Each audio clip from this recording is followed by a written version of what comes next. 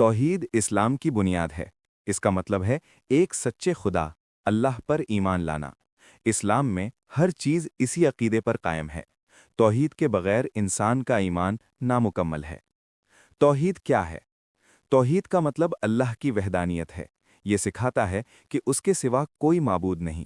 یہ عقیدہ ایک مسلمان کی زندگی اور عبادت کو تشکیل دیتا ہے۔ اس سے دل و دماغ کو سکون ملتا ہے۔ توحید کی اقسام۔ اسلام میں توحید کی 3 قسمیں ہیں۔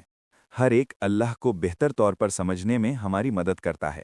یہ قسمیں ہیں توحید الربوبیت، توحید الالویہ اور توحید اسماء و صفات۔ توحید ربوبیت، رب کی وحدانیت۔ اس کا مطلب یہ ہے کہ اللہ واحد خالق ہے۔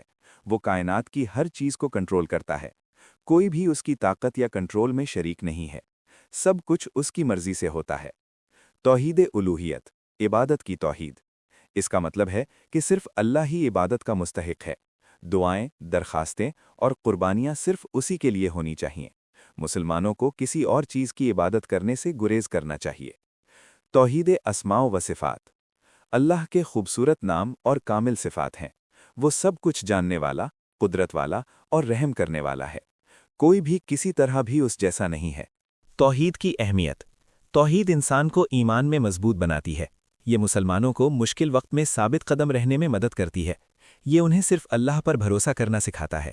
یہ مسلمانوں کے درمیان امن اور اتحاد بھی لاتا ہے۔ قرآن میں توحید۔ قرآن توحید کے بارے میں بہت سی آیات میں کہتا ہے۔ اللہ تعالیٰ سورہ اخلاص میں فرماتا ہے کہ کہو کہ وہ اللہ ایک ہے۔ قرآن 112:1۔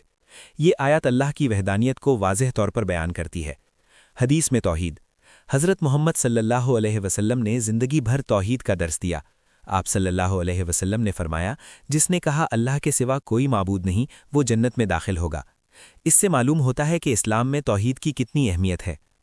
توحید کی روزمرہ زندگی کی مثالیں۔ بہت سے لوگ توحید میں سکون پاتے ہیں۔ جو شخص ایک خدا کو مانتا ہے وہ اس کے سوا کسی سے نہیں ڈرتا۔ عظیم اسلامی اسکالرز نے توحید کی وضاحت کرنے والی کتابیں لکھی ہیں۔ اس نے بہت سے لوگوں کی زندگیاں بدل دی ہیں۔ شرک، توحید کا مخالف۔ شرک کا مطلب ہے اللہ کے ساتھ شریک ٹھہرانا۔ اسلام میں سب سے بڑا گناہ ہے۔ اگر کوئی شخص اللہ کے سوا کسی کی عبادت کرتا ہے تو یہ توحید کے خلاف ہے۔ قرآن کئی مقامات پر شرک کے خلاف تنبیہ کرتا ہے۔ روزمرہ زندگی میں توحید کو کیسے مضبوط کریں؟